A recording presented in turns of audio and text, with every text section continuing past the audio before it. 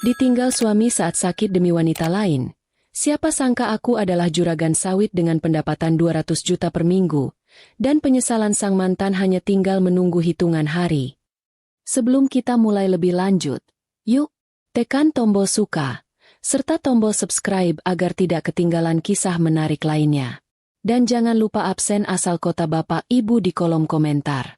Semoga rezeki kita semua dilancarkan, kesehatan kita diberkahi, dan keluarga kita selalu harmonis dalam lindungannya. Amin. Mulai sekarang kita cerai. Teriakan itu memecah keheningan sore yang biasanya damai.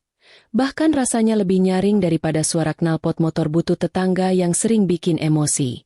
Aku terlonjak kaget di atas sofa. Jantungku berdegup kencang seolah mau lompat keluar dari rongga dada. Padahal, untuk sekadar bangun duduk saja rasanya tulang-tulangku mau rontok semua. Kepala ini beratnya minta ampun, seperti sedang ditindih sekarung beras 50 kilo. Efek demam tinggi yang sudah 3 hari ini betah bersarang di tubuhku.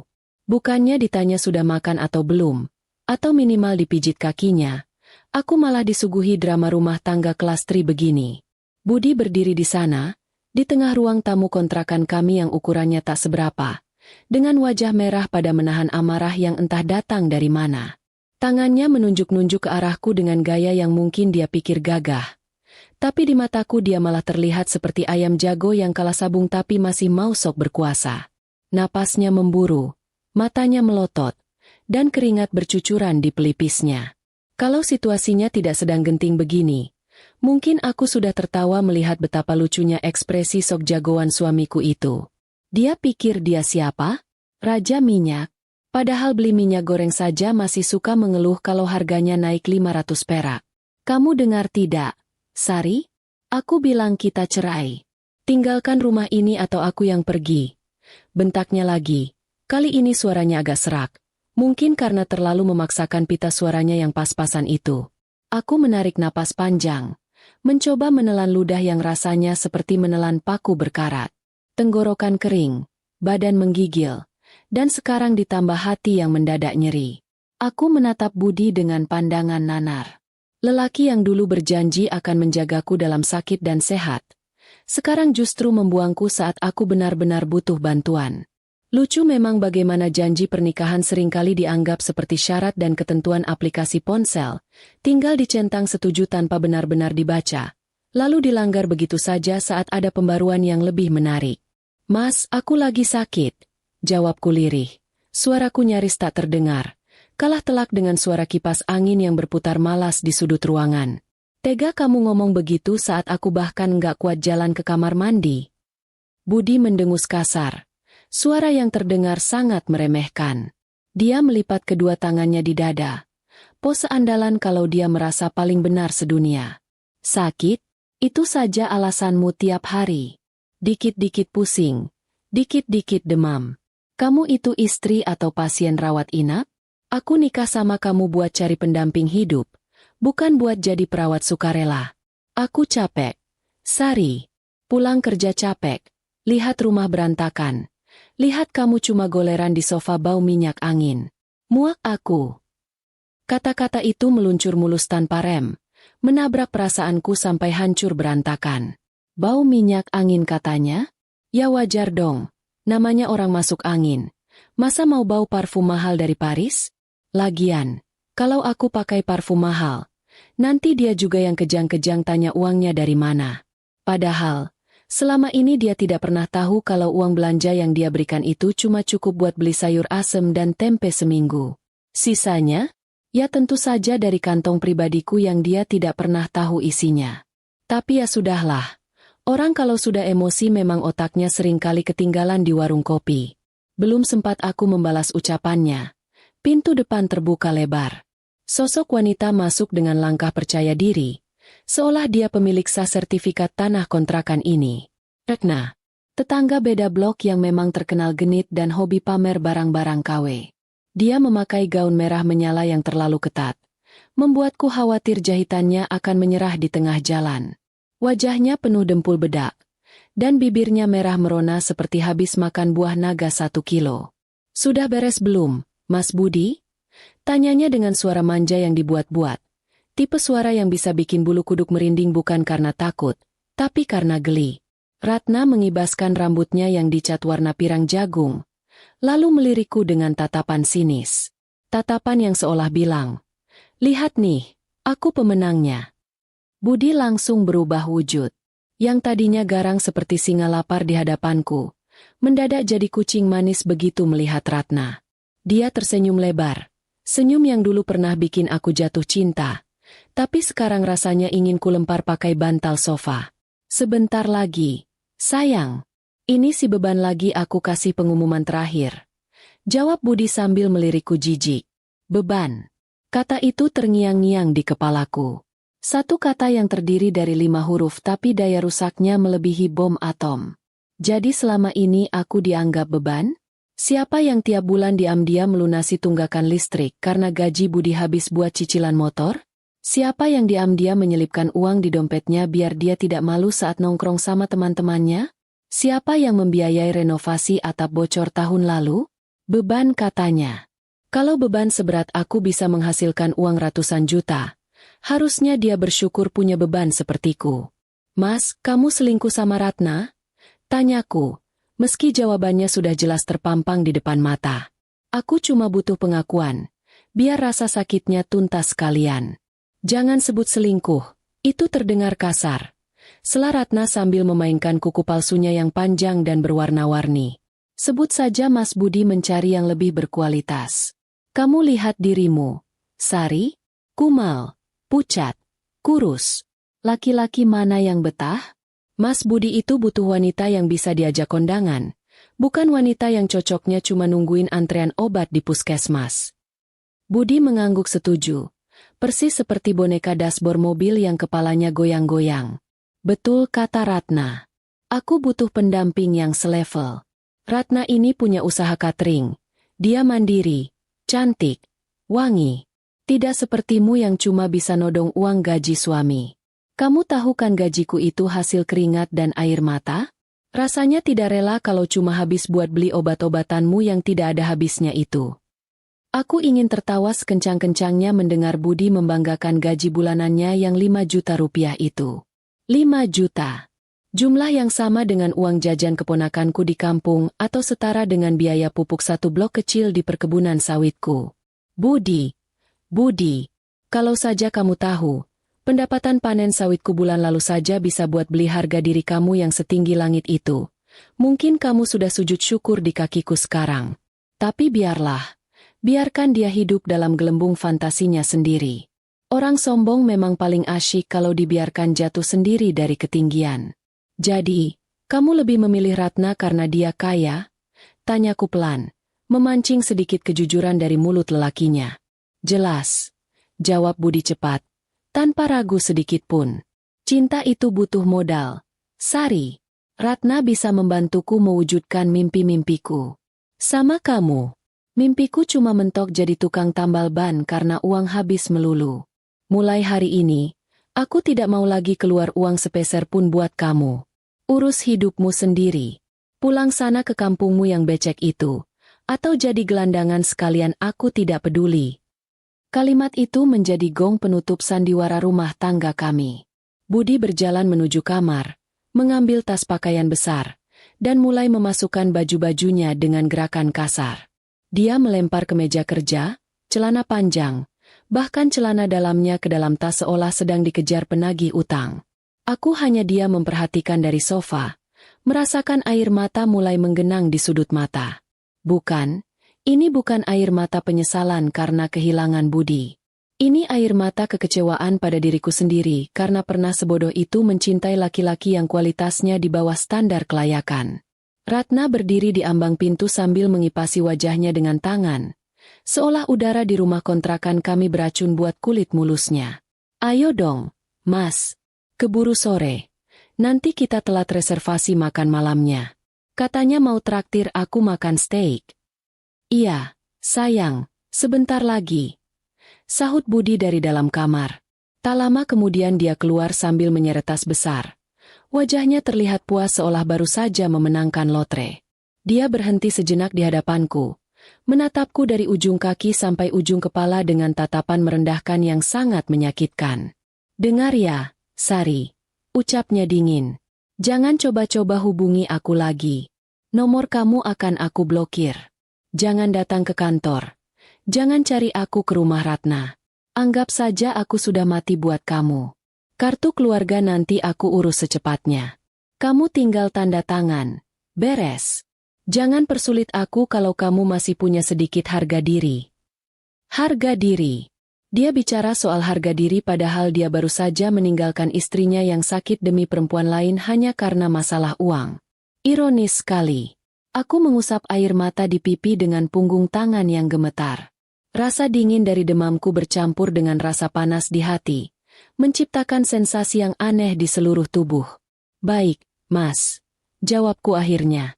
Suaraku tenang, mengejutkan diriku sendiri. Tidak ada lagi nada memohon. Tidak ada lagi isak tangis histeris. "Kalau itu mau kamu, silakan pergi. Bawa semua barangmu. Jangan ada yang tertinggal. Karena kalau ada yang tertinggal, aku pastikan bakal langsung masuk tempat sampah." Budi tertawa mengejek. "Halah, sok keras. Paling besok kamu nangis-nangis minta uang makan. Sudah, ayo Ratna, kita pergi dari neraka ini. Udah sumpek, bawa obat lagi." Mereka berdua berjalan keluar pintu tanpa menoleh lagi. Ratna menggandeng lengan Budi dengan mesra, seolah mereka adalah pasangan paling bahagia di dunia. Budi membusungkan dadanya, merasa gagah karena berhasil melepaskan diri dari beban hidupnya. Pintu kontrakan tidak ditutup kembali, membiarkan angin sore masuk membawa debu jalanan. Aku mendengar suara motor matik Budi dinyalakan, suara yang dulu selalu kutunggu kepulangannya. Sekarang menjadi suara perpisahan yang melegakan. Deru motor itu semakin menjauh, lalu hilang ditelan hiruk pikuk jalanan sore. Sepi. Rumah kontrakan ini mendadak senyap. Hanya ada aku, sofa tua yang pernya sudah mulai menonjol, dan rasa sakit di sekujur tubuh. Tapi anehnya, di tengah kesendirian dan sakit fisik ini, ada satu perasaan yang perlahan tumbuh di dada. Lega. Rasanya seperti baru saja melepaskan ransel berat yang selama ini kupanggul sendirian. Tidak ada lagi omelan Budi soal masakan yang kurang asin. Tidak ada lagi keluhan soal gajinya yang cepat habis. Tidak ada lagi tatapan meremehkan setiap kali aku meminta uang untuk keperluan rumah. Perlahan, aku mencoba bangun. Kakiku masih gemetar. Tapi aku paksakan untuk berdiri. Aku berjalan tertatih menuju dapur, mengambil segelas air putih hangat. Saat air itu membasahi tenggorokanku, aku tersenyum kecut. Budi, kamu pikir kamu meninggalkan perempuan miskin yang tidak punya masa depan. Kamu tidak tahu, Mas, perempuan yang kamu sebut beban ini punya rekening yang saldonya bahkan tidak muat kalau ditulis di kertas truk belanjaanmu. Kamu bilang pendapatanmu 5 juta itu hasil keringat dan air mata? Kamu lupa kalau 200 juta yang masuk rekeningku tiap bulan itu hasil dari ribuan pohon sawit yang berbaris rapi menunggu perintahku. Kamu tinggalkan aku karena uang?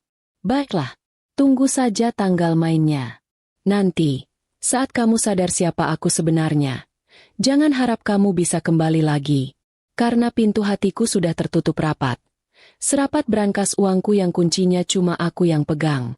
Aku merogoh saku dasterku yang lusuh, mengambil ponsel pintarku yang layarnya sedikit retak di ujung. Ada puluhan pesan masuk yang belum sempat kubuka karena sakit. Semuanya dari Pak Asep, mandor kepercayaanku di kampung. Bu Sari, laporan panen minggu ini sudah siap. Harga tandan buah segar lagi naik tinggi. Bu, total bersih minggu ini tembus angka fantastis. Kapan Ibu mau cek transferan? Aku membaca pesan itu sambil tersenyum tipis. Air mata di pipi sudah kering. Sakit di badan memang belum hilang, tapi sakit di hati perlahan mulai terobati oleh kenyataan bahwa aku tidak kemiskin yang Budi kira. Justru sekarang, tanpa Budi yang boros dan sok gaya itu, uangku bakal utuh. Tidak perlu lagi pura-pura miskin demi menjaga ego suami yang rapuh. Tunggu aku, Mas Budi, gumamku pelan pada ruangan kosong itu. 1 minggu lagi. Cuma butuh 1 minggu buat bikin kamu sadar. Kalau kamu baru saja membuang berlian demi memungut batu kali. Aku kembali merebahkan diri di sofa. Kali ini tidurnya akan lebih nyenyak. Tidak ada suami, tidak ada pengkhianat. Hanya ada aku dan rencana masa depan yang cerah secerah minyak goreng kualitas super. Cerita kita baru saja dimulai, Mas. Dan sayangnya buat kamu, peran utamanya bukan kamu lagi. Kamu cuma badut numpang lewat yang durasinya sudah habis. Selamat menikmati hidup barumu dengan Ratna dan gajimu yang pas-pasan itu. Kita lihat siapa yang nanti bakal menangis histeris. Angin sore meniup gorden jendela yang terbuka, membawa masuk debu jalanan yang langsung menempel di lantai ubin dingin.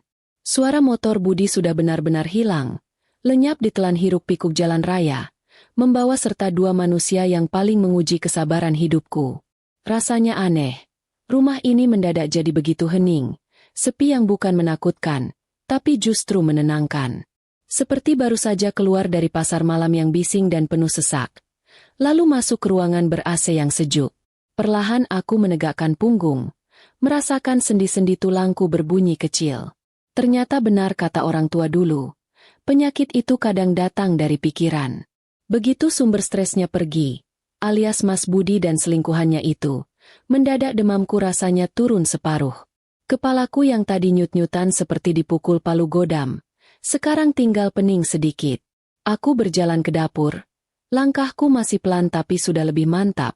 Tidak lagi sempoyongan seperti orang mabuk laut. Gelas kaca kuisi penuh dengan air putih. Lalu kuteguk sampai tandas tak bersisa. Segar. Air putih ini rasanya jauh lebih nikmat daripada janji manis Mas Budi yang katanya mau sehidup semati. Sehidup semati apanya? Giliran aku sakit sedikit saja, dia langsung kabur cari yang bening. Padahal kalau dipikir-pikir, dia itu kerjanya cuma staf administrasi biasa. Gajinya 5 juta pas. Itu pun sering dipotong kasbon karena dia hobi traktir teman biar dibilang bos. Gayanya selangit. Tapi dompetnya seringkali menjerit. Tanganku merogoh saku daster. Mengambil ponsel yang layarnya sudah retak di pojok kanan atas. Ponsel butut ini adalah saksi bisu betapa pelitnya Budi padaku. Dulu saat aku minta ganti ponsel karena yang lama mati total, dia malah menceramahiku soal penghematan selama 2 jam penuh. Padahal, kalau mau, aku bisa membeli pabrik ponselnya sekalian. Aku menekan satu nomor yang sudah kuhafal di luar kepala. Nomor Pak Asep, mandor kebun sawitku di Sumatera sana. Halo, Assalamualaikum, Bu Juragan. Suara Pak Asep terdengar lantang dan bersemangat dari seberang telepon. Kontras sekali dengan suasana hatiku yang baru saja diceraikan. Waalaikumsalam, Pak Asep. Jawabku pelan, berusaha menjaga nada suaraku agar tidak terdengar sedih. Pak, tolong siapkan mobil jemputannya. Bukan ke rumah orang tua saya, tapi ke kontrakan saya di kota. Bawa mobil yang nyaman. Badan saya rasanya mau remuk semua. Hening sejenak di seberang sana. Mungkin Pak Asep bingung kenapa juragannya yang punya ratusan hektar kebun sawit ini terdengar seperti kerupuk layu. Loh, Bu Sari sakit? Apa perlu saya kirim sopir sekarang juga? Kebetulan ada truk pengangkut buah yang baru kirim ke pabrik dekat sana. Tapi kotor Bu. Nanti saya suruh anak buah bawa mobil ganda gardan yang bagus saja ya, Bu. Aku tersenyum tipis. Pak Asep ini memang paling tahu cara melayani atasan. Iya, Pak. Yang bagus saja. Oh iya, sekalian laporannya bagaimana? Bulan ini lancar. Waduh, Bu, lancar jaya. Panen raya bulan ini melimpah ruah. Harga buah sawit segar lagi bagus-bagusnya di pasaran. Kemarin sudah saya transfer dana bersih 200 juta ke rekening rahasia Ibu. Itu baru termin pertama loh, Bu. Sisanya minggu depan cair lagi. Cerocos Pak Asep penuh semangat. 200 juta. Angka itu terngiang di telingaku. Mas Budi tadi berteriak sombong soal gajinya yang 5 juta. Dan dia merasa itu uang paling banyak sedunia. Dia tidak tahu, uang 200 juta itu masuk rekeningku tanpa aku perlu keluar keringat. Cukup duduk manis dan memantau lewat telepon. Andai dia tahu, mungkin dia tidak akan berani melempar celana dalamnya ke dalam tas tadi. Tapi malah memakainya di kepala saking malunya. Bagus. Pak Asep, terima kasih kerjanya. Saya tunggu jemputannya malam ini atau besok pagi. Saya mau pulang kampung. Pak, mau istirahat, mau hirup udara kebun. Di sini udaranya kotor, banyak polusi, banyak orang bermuka dua. Sindirku, meski Pak Asep pasti tidak paham siapa yang kusindir. Setelah menutup telepon, aku kembali duduk di sofa butut itu. Mataku menyapu sekeliling ruangan. Rumah kontrakan tipe 21 yang sempit. Ket temboknya sudah mengelupas di sana-sini, dan atapnya ada noda bekas bocor yang belum sempat diperbaiki. Disinilah aku menghabiskan 3 tahun terakhir. Berpura-pura menjadi istri sederhana demi menjaga harga diri suami yang egonya setinggi menara sutet. Aku rela makan tempe setiap hari. Rela tidak beli baju baru, rela naik angkutan umum, semua demi Mas Budi. Tapi balasannya? Aku dibuang seperti sampah plastik bekas bungkus gorengan. Bulan ke-9 adalah neraka sesungguhnya bagi seorang wanita hamil yang kesepian. Perutku sudah sebesar semangka, gerak sedikit sakit, tidur miring kiri salah, miring kanan makin parah. Di saat-saat paling krusial seperti ini, yang seharusnya suamiku ada di sampingku, ia justru memilih menghilang total seperti ditelan bumi. Panggilan telepon dari Mas Bayu terhenti sejak 2 minggu lalu. Seolah-olah paket komunikasi gratisnya sudah habis dan dia tidak punya pulsa buat mengisi ulang. Pesan singkat yang kukirim, berisi rentetan pertanyaan dan permohonan, hanya dibalas oleh 2 tanda centang biru yang dingin, tanpa ada balasan satu kata pun. Rasanya seperti dikutuk oleh fitur komunikasi modern. Centang biru itu adalah penghinaan paling nyata. Aku mencoba menenangkan diri dengan logika. Mungkin Mas Bayu sibuk sekali di kilang minyak itu. Kata orang, kerja di sana jadwalnya padat, tidak kenal hari libur. Mungkin dia sedang di tengah laut. Tempat sinyal bahkan lebih mahal daripada harga minyak mentah itu sendiri. Begitu terus aku merangkai alasan, berusaha menutupi fakta bahwa di tengah kegelisahan terbesarku, suamiku memilih diam. Hingga satu malam, aku sudah tidak tahan lagi. Aku telepon lagi nomornya. Berkali-kali, sampai tanganku pegal. Nada sambung berdering, bukan suara Mas Bayu yang kudengar, tapi suara operator yang memberitahu bahwa nomor yang kutuju sudah tidak aktif. Jantungku mencelos, bukan karena teleponnya mati, tapi karena firasat buruk itu kembali lagi, jauh lebih kuat dari sebelumnya. Malam itu, air mataku tumpah ruah. Bukan hanya karena lelah fisik mengurus diri sendiri, tapi karena aku merasa benar-benar ditinggalkan. Aku memeluk rice cooker bekas yang masih tersisa, benda terakhir yang belum sempat kujual. Aku menangis sampai sakit kepala, sampai raka di perut ikut-ikutan menendang dengan brutal, seolah dia juga protes pada bapaknya yang ingkar janji. Aku bersumpah saat itu, kalau sampai Mas Bayu kenapa-kenapa, aku tidak akan pernah memaafkannya karena sudah membuatku menderita di saat rentan begini. Tapi aku juga berdoa, semoga ia baik-baik saja dan segera kembali, membawa uang banyak seperti yang ia janjikan. Keadaan ekonomi memaksaku untuk mencari penghasilan tambahan. Mau tidak mau, aku harus bekerja keras meski perutku sudah menghalangi pandangan kakiku.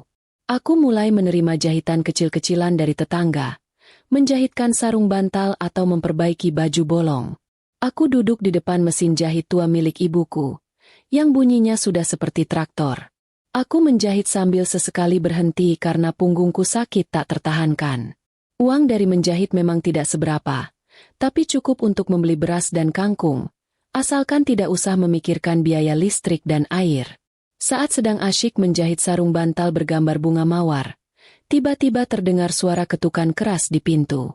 Di depan pintu berdiri sosok lelaki yang sangat kukenal. Namanya Jamal, tetangga lama kami yang juga merantau ke Malaysia, tapi setahun lalu dideportasi karena overstay dan berkelahi. Wajahnya terlihat lusuh, seperti habis menempuh perjalanan jauh, dan tatapannya penuh iba saat melihat perutku. Ia membawa bungkusan plastik berisi martabak manis yang wanginya langsung membuat perutku keroncongan. Aku mempersilakan Jamal masuk. Dia duduk dengan canggung, memainkan ujung bajunya. Kami berbasa-basi sebentar soal martabak dan soal Raka yang sebentar lagi lahir. Tapi aku tahu, kedatangan Jamal bukan cuma untuk bertamu atau berbagi martabak. Ada hal serius yang ingin ia sampaikan. Rasa gugupku makin menjadi saat Jamal menghela napas panjang, lalu menatapku dengan mata yang redup. "Saras," katanya, suaranya pelan sekali, hampir berbisik. Aku minta maaf sebelumnya kalau kabar ini akan menyakitkan hatimu. Tubuhku langsung tegang. Jantungku berdebar tak karuan. Berirama seperti genderang mau perang. Aku memaksakan diri tersenyum. Ada apa, Mal? Santai saja. Mas Bayu sehat-sehat saja, kan? Dia di kilang minyak mana sekarang? Aku masih berusaha mempertahankan benteng kepercayaanku pada Mas Bayu. Meski benteng itu sudah keropos digerogoti waktu dan kebohongan. Jamal menggeleng pelan. Wajahnya makin muram. Ia mengeluarkan sebungkus rokok, meminta izin untuk merokok, lalu menyalakan korek.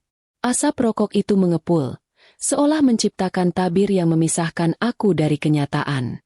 Aku ketemu Bayu, waktu aku lagi kerja serabutan di kawasan Sentul, Kuala Lumpur, kata Jamal memulai ceritanya. Dia tidak kerja di kilang minyak. Saras. Dia sopir pribadi. Sopir pribadi untuk orang kaya. Hatiku mulai terasa nyeri, tapi aku masih berusaha berpikir positif. Oh, mungkin dia ganti pekerjaan, Mal. Sopir pribadi gajinya kan lumayan juga. Jamal menggeleng lagi. Kali ini lebih tegas. Bukan itu masalahnya. Saras. Wanita yang dia antar jemput itu. Namanya Puan Sri. Dia pengusaha catering besar di Selangor. Aku lihat sendiri, Bayu tinggal di rumahnya. Rumah besar, bukan di asrama TKI. Ia berhenti sejenak, menatapku lurus, seolah meminta izin sebelum menghancurkan hidupku. Dan Puan Sri itu, dia sudah jadi istrinya Bayu. Mereka nikah siri di sana, setahun yang lalu. Duar, rasanya seperti ada petir menyambar tepat di atas kepalaku, tapi tanpa suara. Dunia di sekelilingku mendadak hening. Aku tidak bisa mendengar suara napas sendiri. Kalimat itu, sudah jadi istrinya Bayu, berputar-putar di telingaku seperti kaset rusak. Aku menatap Jamal dengan pandangan kosong, mencoba mencerna informasi yang sungguh di luar batas nalar. 1 tahun yang lalu, berarti Mas Bayu sudah berkhianat sebelum dia pamit resmi ke Malaysia. Sebelum janji-janji manis itu diobral di bandara. Jamal menyerahkan secari kertas lusuh. Ini alamat rumah mereka, dan ini nomor telepon Bayu yang baru. Aku dapat dari teman kerjanya. Aku minta maaf Saras. Aku tidak tega melihatmu di sini sendirian sambil hamil besar, sementara dia di sana hidup enak. Aku mengambil kertas itu, tapi aku tidak bisa merasakan sentuhannya. Tanganku terasa mati rasa. Aku hanya bisa mengangguk pelan, mengucapkan terima kasih kepada Jamal, meski aku tahu terima kasihku ini hampa. Setelah Jamal pergi, aku terduduk di lantai, membiarkan tubuhku yang berat ini ambruk. Air mata yang tadi tertahan, kini keluar tanpa suara, mengalir deras membasahi pipi. Ternyata, centang biru di ponselku bukan karena Mas Bayu sibuk atau tidak ada sinyal. Centang biru itu karena dia sedang sibuk memulai hidup baru, dengan wanita baru, dan melupakan keberadaanku serta Raka. Aku memeluk lututku, menangis sesenggukan. Rasa sakitnya melebihi sakit pinggang hamil tua. Ini adalah luka pengkhianatan yang paling dalam. Aku tidak tahu harus marah kepada siapa. Kepada Mas Bayu yang tega berbohong? Kepada Puan Sri yang merebut suamiku? Atau kepada diriku sendiri yang begitu bodoh dan naif? Semua pertanyaan itu menari-nari di kepala, tanpa jawaban yang jelas. Perjalanan panjang dari kota menuju kampung halaman terasa seperti terapi penyembuhan paling ampuh. Jauh lebih mujarab daripada obat-obatan dari apotek yang selalu dikeluhkan Budi. Tubuhku memang masih lemah, tapi setiap kilometer yang kami tempuh, rasanya setiap inci beban di pundakku ikut terlepas dan tertinggal jauh di belakang sana. Aku tidak perlu lagi memikirkan apakah uang belanja besok cukup, atau apakah gajiku akan selamat dari mata elang Budi. Di dalam mobil mewah dengan pendingin udara yang sejuk ini, aku hanya fokus pada satu hal, kembali menjadi diriku yang sesungguhnya. Mobil besar itu melaju mulus membelah malam, meninggalkan jalan raya besar menuju jalan kecil beraspal mulus yang diapit oleh hamparan hijau. Kami sudah memasuki kawasan perkebunan. Bau khas tanah basah dan daun kelapa sawit yang sedikit pahit mulai tercium. Aroma yang sudah kurindukan setengah mati. Ini adalah rumah. Ini adalah duniaku.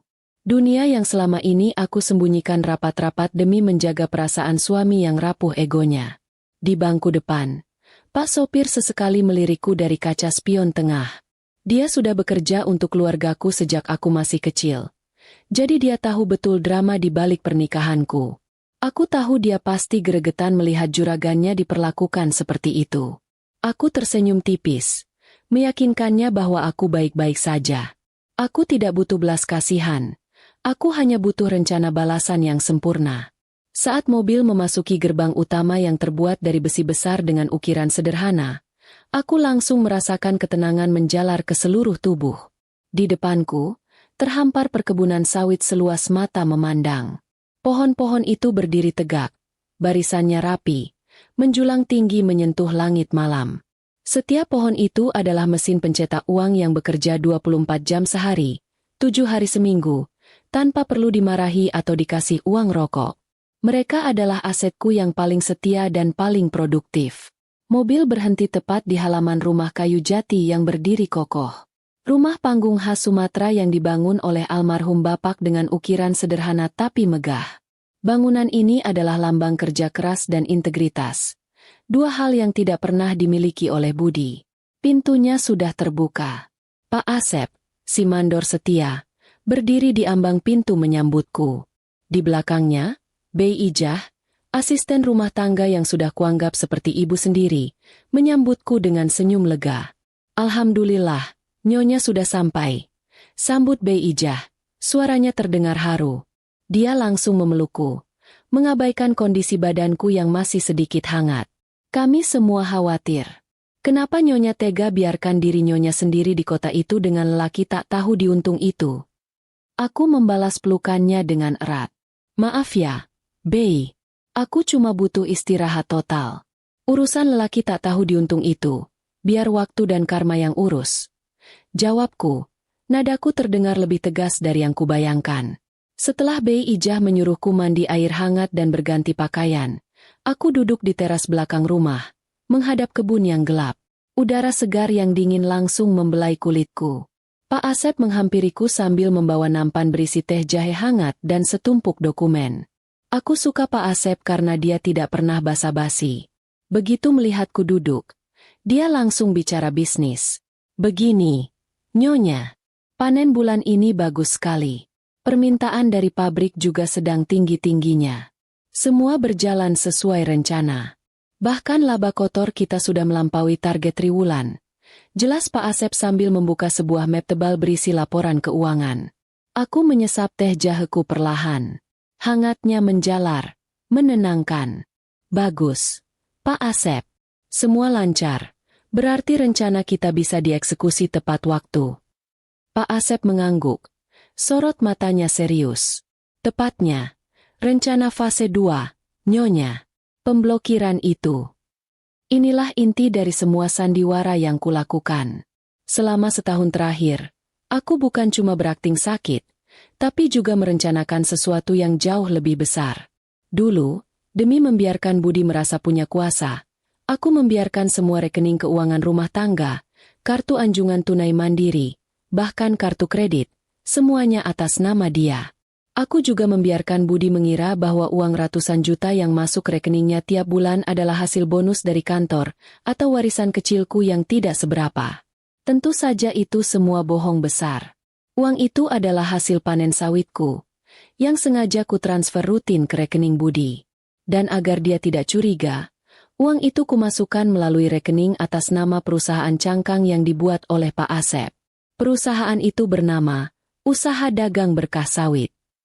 Nama yang terkesan rumahan, padahal itu hanyalah saluran untuk mentransfer ratusan juta rupiah secara berkala. Aku hanya perlu memastikan, Budi tetap merasa berkuasa. Aku sudah cek saldo rekening bersama kami. Pak Asep, masih ada sisa sedikit, tapi sudah hampir habis karena ulah Budi yang boros itu, kataku sambil tersenyum kecut. Dia pasti berpikir minggu depan gajinya akan masuk, dan rekening itu akan terisi uang lagi. Padahal dia tidak tahu, mulai hari ini, semua saluran dana dari Usaha Dagang Berkah Sawit ke rekeningnya sudah kualihkan. Pak Asep tersenyum lebar, senyum penuh kemenangan. Sudah saya alihkan sepenuhnya ke rekening atas nama Nyonya Sari yang baru, Bu Juragan. Semua otorisasi pemotongan dan transfer otomatis sudah dinonaktifkan. Mulai hari ini, uang yang masuk ke rekening Budi adalah murni gajinya dari kantor. 5 juta rupiah. Ucapnya sambil menekankan angka itu, seolah ikut senang membayangkan betapa terkejutnya Budi nanti. Bagus. Jadi, saat dia cek saldo minggu depan, dia akan panik. Dia akan teriak-teriak ke kantornya, ke bank, mencari kemana hilangnya uang ratusan juta itu. Kataku, dia pasti tidak akan menyangka. Aku yang penyakitan, ini yang mainkan semua ini. Inilah jebakan yang kusiapkan.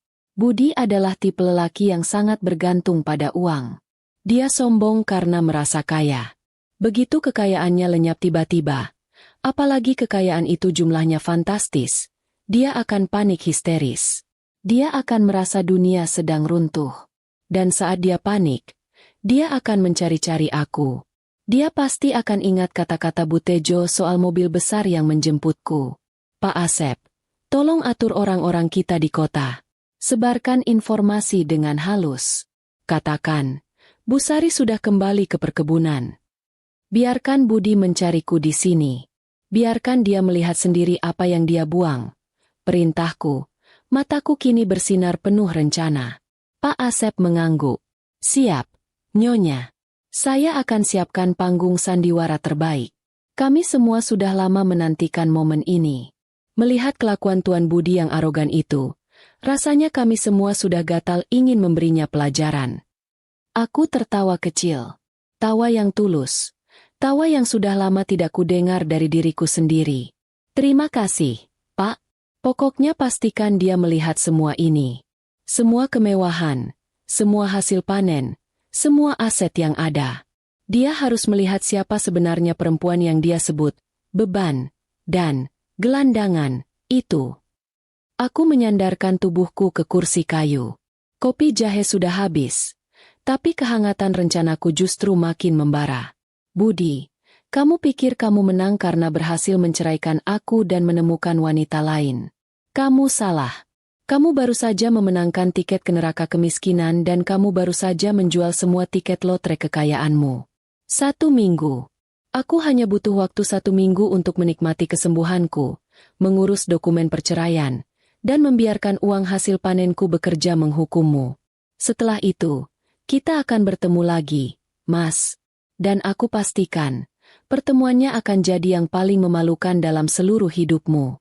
1 minggu berjalan begitu cepat, dipenuhi dengan kegiatan yang benar-benar jauh dari gambaran istri penyakitan yang selalu dituntut Budi. Aku habiskan hari-hariku di perkebunan, bukan lagi meringkuk di sofa kontrakan yang pengap. Tubuhku yang tadinya terasa remuk redam, kini berangsur pulih total berkat udara segar kebun yang dingin, makanan sehat dari hasil panen sendiri, dan, yang paling penting, kedamaian hati. Aku menghabiskan pagi dengan berkeliling kebun, ditemani Pak Asep dan Pak Sopir. Aku memastikan sendiri kualitas tandan buah segar, mengecek kesehatan pohon-pohon, dan mendengarkan laporan langsung dari para pekerja. Rasanya luar biasa, bisa kembali memegang kendali penuh atas kerajaan sawitku, dan bukan lagi mengontrol uang receh di dompet Budi. Aku bahkan sempat tertawa geli saat melihat beberapa ibu-ibu pekerja sawitku yang sedang beristirahat, sibuk bergosip tentang drama sinetron di televisi, padahal aku yang ada di depan mereka ini sedang menjalani drama nyata yang lebih seru. Di sisi lain kota, Budi sedang menjalani minggu yang dia yakini sebagai minggu paling bebas dan paling kaya dalam hidupnya. Dia sama sekali tidak sadar kalau dirinya sedang berjalan santai menuju tebing curam. Budi dan Ratna benar-benar hidup dalam kemewahan palsu yang didasari oleh keyakinan bodoh Budi bahwa rekeningnya berisi ratusan juta rupiah. Hari-hari mereka dipenuhi kegiatan hedonis. Mereka makan siang di restoran mahal, memesan hidangan yang namanya saja susah diucapkan, lalu berfotoria untuk dipamerkan di media sosial. Budi selalu membayar menggunakan kartu anjungan tunai mandiri yang dia yakin memiliki saldo tidak terbatas. Ratna yang matanya selalu berbinar melihat kekayaan Budi, terus merengek minta dibelikan ini itu. Ratna, si ratu belanja yang tidak punya rem, sudah mulai berulah pada hari kelima. Mereka mampir ke toko perhiasan langganan Ratna yang terkenal menjual barang-barang mengkilap dengan harga selangit. Mas Budi, aku mau kalung emas yang ada batu-batu kecilnya itu. Rengek Ratna manja sambil menunjuk etalase kaca. Cantik banget. Pasti pas kalau dipakai kondangan. Sekalian beli gelang ya. Mas, gelangku yang kemarin udah luntur warnanya. Budi, yang sedang mabuk kepayang karena merasa sultan, langsung setuju. Dia bersikap angkuh di depan pelayan toko, menarik Ratna ke kasir, dan memesankan kalung serta gelang dengan total harga yang membuat perutku kencang kalau mendengarnya. Saat di kasir, Budi menyodorkan kartu yang selama ini menjadi jimat kekayaannya dengan gerakan yang super gagah. Dia bersandar santai, menyilangkan kaki, dan melirik Ratna penuh bangga, seolah ingin berkata, "Lihat nih, suamimu sebentar lagi akan bayar tagihan ratusan juta tanpa kedip." Pelayan toko mengambil kartu Budi, memasukkannya ke mesin, lalu menunggu. Budi masih asyik memainkan ponsel. Sesekali tertawa kecil melihat komentar pujian dari teman-temannya di media sosial yang mengira dia sudah jadi miliarder mendadak. Ratna pun sudah siap-siap memeluk mesra kalung barunya yang berkilauan. Namun, wajah pelayan toko yang tadinya ramah mendadak berubah sedikit canggung, menciptakan kebekuan yang tebal di area kasir. "Mohon maaf, Bapak," kata pelayan itu dengan nada sangat hati-hati. "Sepertinya ada masalah dengan kartunya. Transaksi ditolak." Budi langsung berhenti tertawa. Matanya yang tadinya penuh kesenangan mendadak menyipit, menciptakan kerutan di dahinya yang lebar. "Apa maksudmu ditolak?" tanya Budi setengah membentak, merasa harga dirinya diinjak-injak di hadapan Ratna. "Coba gesek lagi. Saldo saya masih banyak sekali. Mungkin mesinnya yang rusak." Pelayan itu, yang wajahnya sudah pucat, mencoba lagi, tangannya gemetar. Bunyi beep nyaring dari mesin kasir kembali terdengar, dan tulisan kecil berwarna merah muncul di layar mesin itu. "Transaksi gagal. Hubungi bank penerbit." "Lihat, Mas Budi." "Tulisannya gagal," kata Ratna dengan nada yang tak lagi manja, tapi terdengar tajam dan penuh kekecewaan, seolah baru saja menemukan cicak di dalam minumannya. Ratna menarik tangannya dari kalung yang tadi ia pegang, dan perhiasan itu kembali diletakkan di dalam kotak bludru. Rasa malu yang panas langsung menjalar ke wajah Budi, membuatnya keringat dingin. Padahal toko itu memakai pendingin udara yang super dingin. Budi buru-buru menyingkir dari kasir, berpura-pura sedang menerima telepon penting. Paling juga sistem banknya lagi error. Gumam Budi kesal, menyalahkan pihak lain seperti biasa. "Aku punya uang tunai kok. Tadi di dompet ada." Budi merogoh dompet kulit tebalnya. Dia mengeluarkan beberapa lembar uang ratusan ribu yang tersisa dari saku kecil. Dia menghitungnya cepat-cepat. 5 juta. Hanya 5 juta. Jumlah yang cukup untuk uang makannya selama 2 hari. Tapi jelas tidak cukup untuk membayar kalung dan gelang yang harganya mencapai puluhan juta. "Ah, sial. Uang tunai ketinggalan di mobil," teriak Budi sambil menepuk dahinya keras-keras, mencoba menyelamatkan sedikit sisa harga dirinya yang sudah tercabik-cabik. "Begini saja, sayang. Kita bayar pakai uang tunai besok ya. Paling juga besok saldonya sudah normal lagi. Kita cari makan siang dulu ya. Aku traktir kamu bakso legend." Ratna yang wajahnya sudah ditekuk sedalam lipatan baju lama, hanya mengangguk malas. Dia tahu betul, ajakan bakso legend itu hanyalah pengganti janji makan siang mahal yang gagal. Sepanjang perjalanan meninggalkan toko, Ratna tidak mengeluarkan sepatah kata pun, sibuk memainkan ponsel sambil sesekali melirik Budi dengan tatapan aneh. Tatapan yang membuat Budi merasa tidak nyaman. Tatapan yang seolah berkata, "Hei, kamu benar-benar miskin ya?" Budi benar-benar panik setelah mengantar Ratna pulang. Dia langsung meluncur ke anjungan tunai mandiri, ATM, terdekat. Dia yakin, ini hanyalah masalah teknis. Mungkin kartu ATM-nya yang terkelupas. Dengan tangan gemetar, dia memasukkan kartu ke mesin.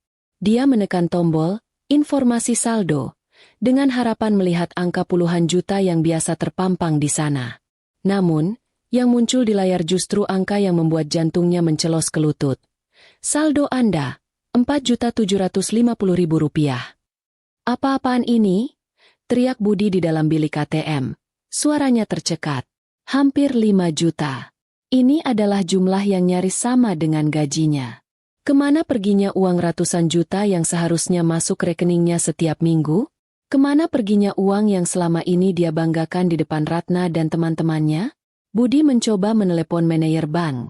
Tapi panggilannya sibuk. Dia menghubungi bagian keuangan di kantornya. Tapi jawabannya sama. Gaji Bapak baru masuk minggu depan. Pak, jumlahnya juga sudah dipotong kasbon Bapak bulan lalu. Kata staf keuangan itu datar. Budi merasa langit runtuh di atas kepalanya. Dia tidak mengerti. Siapa yang mencuri uangnya? Siapa yang berani memotong saldonya yang fantastis itu? Malam itu, Budi tidak bisa tidur. Dia mondar-mandir di kamar kontrakannya yang kini terasa sempit dan pengap. Di luar, Ratna sibuk mengomel di telepon. Entah dengan siapa. Budi tahu, masalah uang ini harus segera diselesaikan, atau dia akan kehilangan Ratna dan seluruh harga dirinya. Dia membuka laptopnya, mencoba mengakses laporan rekening koran digital. Dia melihat riwayat transaksi bulan lalu. Ada puluhan transfer masuk, dengan keterangan yang sama. Transfer dari UD Berkah Sawit. Budi ingat nama itu. Itu adalah nama yang tertulis di nota kertas yang dia lihat saat mengemas barang di kontrakan lama. Nama yang dia anggap sepele. Nama yang dia yakini sebagai warisan kecil dan tidak berarti dari almarhum mertuanya. Tapi, laporan rekening itu menunjukkan, rata-rata jumlah transfer dari UD Berkah Sawit itu adalah antara 50 juta rupiah sampai 100 juta rupiah setiap termin. Dia menyadari satu hal yang paling mengerikan. Uang yang dia banggakan, uang yang dia gunakan untuk menceraikan istrinya dan foya-foya dengan selingkuhannya, bukanlah uangnya. Itu uang Sari. Uang yang berasal dari UD Berkah Sawit. Uang dari perkebunan. Sari. Bisik Budi, tenggorokannya tercekat. Matanya melotot menatap layar laptop. Tiba-tiba, bayangan mobil hitam besar yang menjemput Sari, dan tatapan penuh arti dari Butejo, kembali menghantuinya. Dia baru menyadari bahwa dia bukan hanya membuang istrinya. Dia membuang mesin pencetak uang yang memberinya ratusan juta rupiah per bulan. Dia membuang seorang juragan kaya raya, demi gaji 5 juta dan wanita materialistis yang tidak tahu malu. Kepanikan Budi mencapai puncaknya. Jantungnya berdebar kencang. Napasnya tersengal-sengal. Dia mengambil ponsel dan mencari nomor Sari, tapi ingat, nomor Sari sudah diblokir. Dengan tangan gemetar, dia menekan tombol untuk membatalkan pemblokiran. Ia perlu menghubungi Sari, ia perlu memohon, ia perlu mendapatkan uangnya kembali. Karena tanpa uang itu, dia hanyalah seorang pegawai bergaji 5 juta yang sebentar lagi akan dicampakkan Ratna. Aku harus menemukannya, pikir Budi panik. Aku harus tahu di mana kampung Sari yang becek itu. Ratna masuk ke kamar dengan wajah masam. Mas Budi, aku mau pulang ke rumah ibuku. Uang Mas Budi habis ya? Aku lihat saldomu cuma sedikit. Budi menoleh pada Ratna, tapi dia tidak melihat Ratna. Dia melihat sosok yang paling dia butuhkan saat ini, uang. Dan uang itu, kini dibawa lari oleh perempuan yang baru saja dia buang. Diam kamu, Ratna. Aku harus cari Sari. Aku harus dapatkan uangku lagi. Teriak Budi histeris. Wajahnya pucat pasi. Matanya memancarkan ketakutan murni. Dia meremas rambutnya sendiri. Bertingkah persis seperti orang gila yang baru saja kehilangan harta karunnya. Semua rencanaku, semua skenario yang kuinginkan, kini mulai berjalan sempurna. Kegilaan Budi mencapai puncaknya malam itu. Tangannya gemetar hebat saat membuka kembali laman internet banking di laptopnya. Ia berharap ini hanyalah mimpi buruk, sebuah bug sistem yang akan hilang setelah ia mematikan dan menyalakan laptopnya kembali. Namun, data rekening koran itu tetap terpampang nyata, menamparnya dengan kenyataan yang sangat pahit. Tidak ada lagi transfer masuk dari UD Berkah Sawit. Rekening yang selama ini ia yakini sebagai ladang uang tak terbatas, kini kembali ke saldo aslinya. Saldo yang mencerminkan gajinya yang kecil dan pas-pasan. Rasa panik itu bercampur dengan amarah. Namun yang paling mendominasi adalah penyesalan yang mendalam. Ia baru sadar, Selama ini ia hanya boneka yang diberi uang saku oleh istrinya sendiri. Uangku. Itu uangku. Raung Budi sambil memukul meja dengan keras, membuat Ratna yang sedang mengemasi pakaiannya terlonjak kaget. Ratna, yang sedari tadi sudah mencium bau kebangkrutan, melirik Budi dengan tatapan jijik. Uangmu dari mana? Gajimu saja tidak cukup buat beli pulsa listrik rumah ini. Sudahlah, Mas. Aku sudah bilang. Aku mau pulang. Aku nggak mau hidup susah sama laki-laki kere. Ratna mengeluarkan sepasang sepatu hak tinggi yang baru saja dibelikan Budi minggu lalu. Ratna meletakkannya di lantai dengan suara keras, seolah ingin menunjukkan betapa kasarnya ia memperlakukan Budi. Semua barang yang kamu kasih ke aku kembalikan. Aku cuma butuh barang yang nilainya stabil, bukan cuma iming-iming kaya. Budi tidak lagi peduli pada Ratna. Matanya hanya terpaku pada angka di layar laptop. Pikirannya dipenuhi oleh sosok Sari yang pucat tapi kini menjelma menjadi juragan sawit ratusan juta. Sari. Dia yang ambil. Dia pasti tahu rahasia ini. Bisik Budi pada dirinya sendiri. Rasa takut mulai merayapinya. Dia bukan hanya takut kehilangan uang, tapi takut pada kekuatan yang dimiliki Sari. Kekuatan untuk membuat seorang Budi Wijoyo yang sombong mendadak menjadi pengemis. Budi segera mengambil ponselnya. Karena ia sudah memblokir nomor Sari, ia mencoba menghubungi nomor telepon rumah orang tua Sari yang dulu ia anggap sebagai kampung becek. Halo, selamat malam, Bapak atau Ibu? Saya Budi, suaminya Sari. Ujar Budi dengan suara yang berusaha dibuat sopan dan meyakinkan. Di seberang telepon, terdengar suara paruh baya yang tenang. Selamat malam, Nak Budi. Kami sudah tahu kamu menceraikan Sari. Sekarang Sari sudah di sini, sudah kembali ke rumahnya. Kembali ke rumahnya?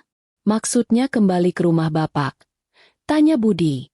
Ya, tentu saja. Rumahnya yang ini. Rumah yang di tengah perkebunan sawit. Rumah yang ditinggalkan almarhum bapaknya untuk dia.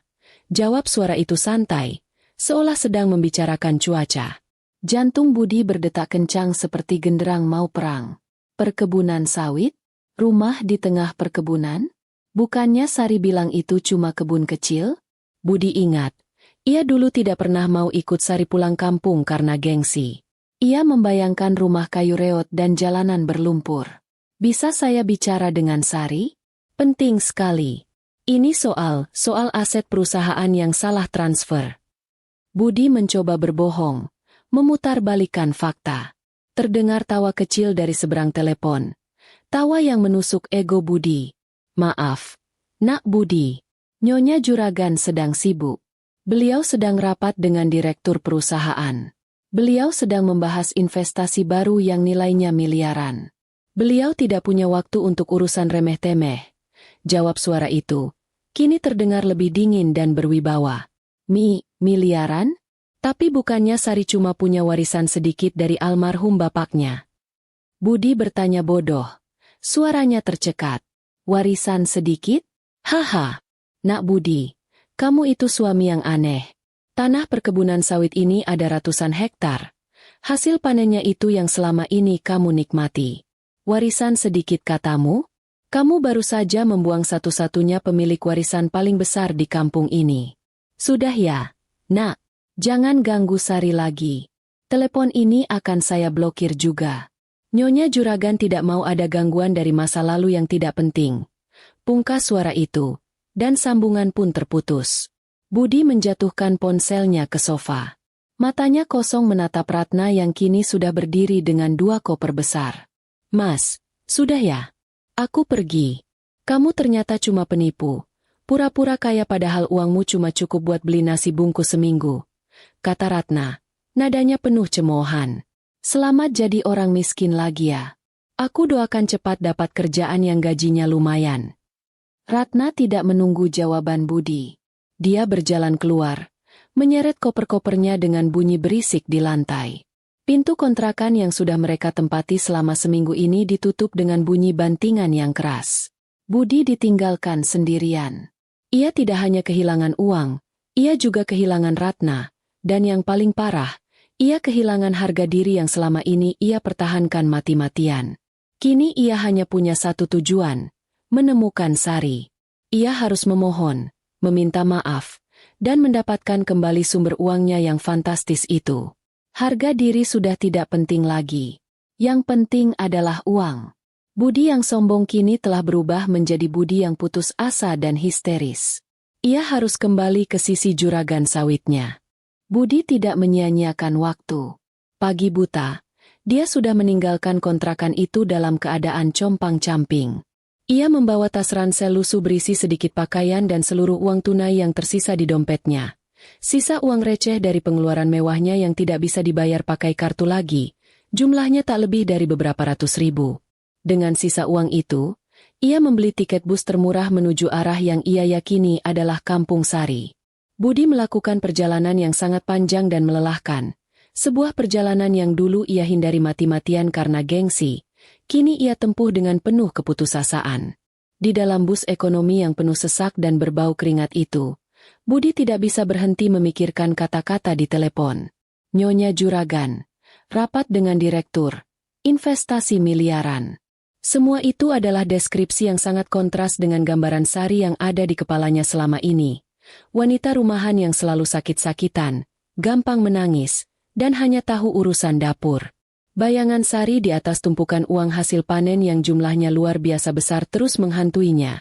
Seolah Sari sedang tertawa mengejeknya dari kejauhan. Penyesalan itu mulai menyiksa, menusuk ke ulu hati. Setelah lebih dari 20 jam perjalanan darat yang menyiksa, Budi akhirnya tiba di sebuah terminal kota kecil. Dari sana, ia harus menyewa ojek pangkalan untuk membawanya menuju lokasi yang ia yakini sebagai perkampungan Sari. Jalanan mulai berubah. Dari aspal mulus menjadi jalanan tanah yang becek dan penuh lubang. Jalan yang dulu ia bayangkan akan membuat sepatu pantofelnya kotor. Namun, saat ini, dia tidak peduli. Kaus kakinya sudah sobek, sepatunya sudah berlumpur, dan yang terpenting adalah mencapai tujuannya. Setelah melewati jalanan menanjak dan turunan yang berkelok, Budi mendadak menyuruh tukang ojek berhenti. Di depannya, terbentang pemandangan yang tidak pernah ia bayangkan. Bukan perkampungan kumuh, melainkan hamparan perkebunan sawit yang sangat rawat, barisan pohonnya rapi, hijau, dan luas sekali, seolah tak berujung. Ini bukan kebun kecil, ini adalah sebuah kerajaan perkebunan. Di gerbang masuk kebun itu, berdiri sebuah plang besar yang terbuat dari kayu jati dengan ukiran yang mewah dan berkelas. Di atasnya tertulis dengan jelas, Tugu Perkebunan Sari Jaya, kekuasaan dari tanah. Budi membaca nama itu berulang kali. Lidahnya terasa keluh. Sari Jaya. Nama yang sama dengan nama istrinya. Dan nama yang sama dengan nama yang tertera di rekeningnya. Budi akhirnya sadar bahwa warisan yang ia kira kecil itu ternyata adalah ribuan hektar tanah produktif. Dengan langkah gemetar, Budi berjalan melewati gerbang menuju pos keamanan. Ia harus memohon kepada petugas keamanan agar diizinkan masuk dan bertemu dengan Sari. "Pak, saya mau ketemu Sari. Sari Wijaya," ujar Budi pada seorang satpam tegap berseragam rapi yang duduk di pos. Satpam itu menatap Budi dari ujung kepala hingga ujung kaki, tatapan yang sangat merendahkan, seolah Budi adalah pengemis yang tersasar. "Maksud Bapak, Nyonya Juragan? Beliau sedang rapat di rumah utama. Maaf, tanpa janji temu, Bapak tidak bisa masuk." "Siapa Bapak?" Saya suaminya," seru Budi, setengah berteriak, kembali membusungkan dadanya meskipun ia sadar penampilannya sangat menyedihkan. Satpam itu tertawa kecil. Tawa yang sangat sopan tapi memiliki efek melucuti yang luar biasa. "Suami, saya dapat kabar dari Pak Asep. Nyonya Juragan sudah bercerai minggu lalu." "Tuan Budi, ya? Mohon maaf. Nyonya Juragan hanya punya suami satu. Dan setahu saya, beliau sedang menikmati masa lajangnya. Tidak ada urusan dengan Bapak." Mendengar namanya disebut dengan nada yang sangat direndahkan, Budi merasakan harga dirinya hancur berkeping-keping. Ia tahu, cerita kepergiannya sudah tersebar di seluruh perkebunan ini. Dia kini menjadi bahan tertawaan para pekerja sawit. "Tolong, Pak, ini sangat penting. Ini masalah keuangan. Saya harus bicara dengannya sekarang juga." Budi memohon. Kini suaranya terdengar putus asa. Saat Budi sedang berdebat di pos, sebuah mobil jeep kabin ganda melaju pelan melewati pos. Di belakang kemudi, duduk Pak Asep, si mandor, ditemani oleh Sari. Sari terlihat sangat berbeda. Rambutnya yang dulu sering diikat seadanya, kini ditata rapi. Ia mengenakan blus putih bersih dan celana panjang rapi. Wajahnya tampak segar, bersinar, dan sama sekali tidak ada lagi jejak demam. Ia tertawa lepas sambil menunjuk ke arah barisan pohon, memberikan arahan pada Pak Asep. Tawanya itu, tawa yang tulus dan penuh kemenangan, adalah tawa yang sudah lama tidak pernah didengar Budi. Melihat sosok Sari yang begitu berkelas dan berkuasa, Budi merasa dirinya jauh lebih kecil dari debu di jalanan. Sari! Budi langsung menerobos pagar pos keamanan, berlari ke arah mobil itu seperti orang kesetanan. Pak Asep segera menghentikan mobil, dan matanya membelalak kaget. Namun, Sari, yang sudah melihat kedatangan Budi dari kejauhan, hanya tersenyum tipis, senyum yang sangat tenang, senyum penuh kuasa. Budi, yang sudah berdiri di samping mobil, menatap Sari dengan mata memohon. Sari, sayang, aku minta maaf. Aku salah besar. Aku mau kembali sama kamu. Aku nggak bisa hidup tanpa kamu. Budi meratap, tangannya berusaha meraih jendela mobil. Sari menurunkan kaca jendela mobil perlahan-lahan. Ia menatap Budi, bukan dengan amarah atau kebencian, melainkan dengan tatapan kosong, seolah Budi hanyalah sebuah benda asing yang mengganggu pemandangan. Maaf, Anda siapa, ya? Tanya Sari dengan suara yang sangat tenang dan berwibawa. Nadanya sopan tapi dingin menusuk. Pak Asep, ada orang asing mengganggu di sini. Tolong usir. Saya sedang buru-buru. Mau cek gudang penyimpanan CPO. Ada urusan yang lebih penting daripada meladeni orang yang tersesat. Kata-kata itu menghantam Budi sekeras tinju. Anda siapa? Ya? Sari benar-benar menghapusnya dari ingatannya. Dia tidak dianggap. Dia tidak relevan. Sebelum Budi sempat membuka mulut untuk memohon sekali lagi, Pak Asep sudah keluar dari mobil dengan wajah garang. Ayo, Tuan Budi, jangan ganggu Nyonya Juragan. Bentak Pak Asep sambil mendorong tubuh Budi menjauh dari mobil. Sari hanya mengangguk sopan pada Pak Asep, lalu mengangkat kaca mobilnya dan memerintahkan Pak Asep untuk melanjutkan perjalanan. Mobil itu melaju perlahan, meninggalkan Budi yang masih berdiri mematung di tengah jalanan berlumpur, sendirian, dipenuhi penyesalan, dan kini benar-benar telah menjadi orang asing di dunia mantan istrinya. Di dalam mobil yang melaju mulus membelah barisan pohon sawit, Sari menghela napas lega. Dia tidak menoleh lagi ke belakang. Tak ada gunanya membuang energi untuk melihat Budi yang sudah menjadi patung lumpur di tengah jalan. Reaksi Budi, mulai dari kepanikan histeris di telepon hingga ratapan putus asa di hadapannya tadi, benar-benar sesuai dengan perkiraan Sari. Budi memang hanya peduli pada uang, dan begitu uang itu menghilang, ego tingginya langsung ambruk. Tapi, reaksi terbaik Budi adalah tatapan bingungnya saat Sari berpura-pura tidak mengenalnya. Itu adalah hukuman terberat bagi pria arogan, dijadikan tidak penting. Sari tahu, Budi mengharapkan amukan, air mata, atau minimal makian. Tapi yang Budi dapatkan adalah pengabaian total. Luar biasa, Bu Juragan. Akting ibu tadi top sekali, seperti bintang film. Ujar Pak Asep sambil tertawa geli di samping Sari. Sari hanya tersenyum tipis, menikmati kemenangan kecil itu. Aku nggak akting, Pak Asep. Aku memang benar-benar sudah lupa dia siapa.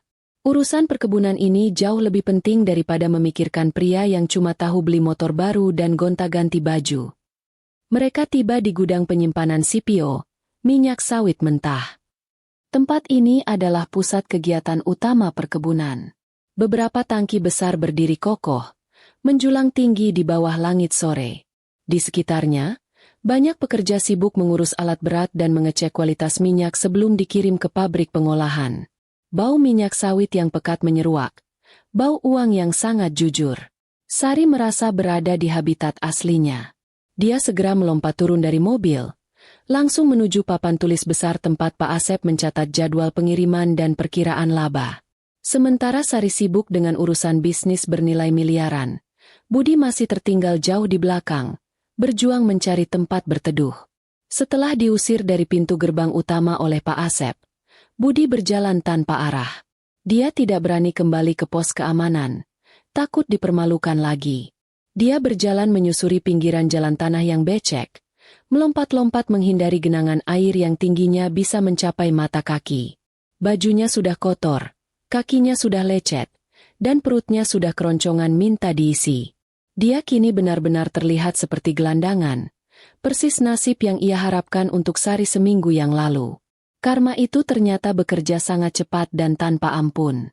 Tiba-tiba, dia melihat sebuah warung makan kecil di pinggir jalan perkebunan. Warung itu ramai didatangi oleh beberapa pekerja sawit yang sedang beristirahat. Budi memutuskan untuk mencoba peruntungan di sana. Dengan sisa uang tunai terakhirnya, dia berhasil membeli sebungkus nasi dengan lauk tempe orek dan telur dadar. Saat sedang makan, Budi tidak sengaja mendengar obrolan para pekerja yang duduk di meja sebelah. "Gila ya, Bu Juragan kita itu memang jagoan," kata seorang pekerja bertopi caping. "Baru seminggu datang, udah langsung ganti semua sistem pengairan di Blok C. Katanya, kalau pengairannya bagus, panen kita bisa naik 2 kali lipat." "Iya, aku dengar juga begitu. Dia itu kan aslinya pintar banget. Dulu cuma pura-pura jadi istri rumahan biar suaminya senang," timpal pekerja lain, sambil menyeruput kopi panasnya. "Suaminya itu yang kasihan. Dengar-dengar, suaminya yang dulu itu cuma pegawai kantoran biasa. Gajinya cuma 5 juta. Sok-sokan menceraikan Bu Juragan. Padahal duit yang dia pakai foya-foya itu ya duit sawit kita semua." Budi mendadak tersedak nasi. Wajahnya langsung pucat pasi. Obrolan para pekerja itu terasa seperti ribuan jarum yang menusuk telinganya. Mereka membicarakan Budi. Mereka tahu siapa dia. Mereka tahu betapa kecilnya gajinya. Dan yang paling menyakitkan, mereka tahu bahwa ia cuma sok-sokan menceraikan istrinya sendiri. "Iya, Pak Asep cerita. Kemarin suaminya datang ke gerbang. Mukanya kayak orang gila, minta-minta ketemu Bu Juragan," kata pekerja ketiga sambil tertawa terbahak-bahak. Terus sama Bu Juragan dibilang, "Maaf, Anda siapa ya?" Wah, tamat riwayatnya. Rasain tuh, siapa suruh buang berlian demi sampah. Budi buru-buru menundukkan kepala, mencoba menyembunyikan wajahnya di balik piring nasi yang sudah hampir kosong. Tenggorokannya tercekat, tidak bisa menelan lagi. Dia merasakan rasa malu yang luar biasa. Rasa malu yang jauh lebih perih daripada sakit fisik yang ia rasakan. Dia bukan hanya kehilangan uang, dia kehilangan kehormatan di hadapan orang-orang yang status sosialnya bahkan dia anggap jauh di bawahnya. Di tengah rasa malu yang memuncak, Budi bangkit dan meninggalkan warung itu dengan tergesa-gesa. Dia tidak berani menoleh ke belakang. Takut para pekerja itu akan mengenalinya sebagai mantan suami kere yang mereka jadikan bahan tertawaan. Ia berjalan tak tentu arah hingga tiba di pinggiran jalan desa yang sepi. Dia duduk di bawah pohon besar. Tubuhnya merosot ke tanah. Air mata mulai menggenang di matanya. Bukan air mata penyesalan romantis, tapi air mata kekalahan. Dia menyadari betapa bodohnya ia, betapa sombongnya ia, dan betapa rendahnya ia dibandingkan dengan istrinya yang diam-diam adalah juragan sawit yang sangat dihormati. Kini, ia tidak punya apa-apa lagi. Ratna sudah pergi, uangnya sudah lenyap, dan harga dirinya sudah diinjak-injak oleh Pak Asep dan para pekerja sawit. Tiba-tiba, dari kejauhan terdengar suara mobil besar mendekat. Budi segera menyembunyikan diri di balik semak-semak, takut jika itu adalah mobil Sari.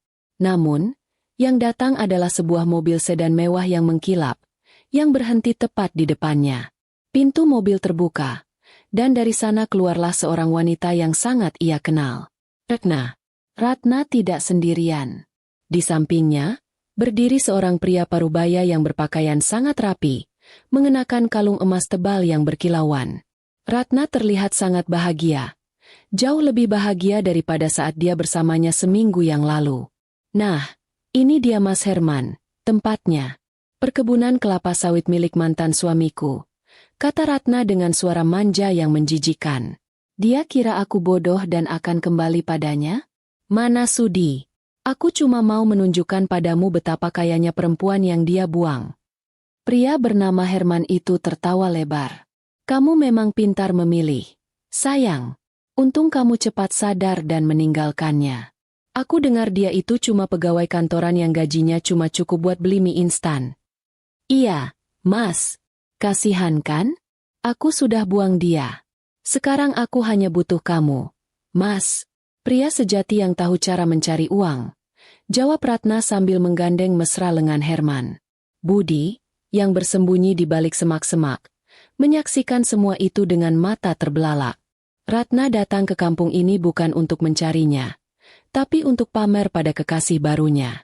Dan bukan hanya itu, Ratna juga tahu bahwa ia hanya pegawai kantoran bergaji kecil.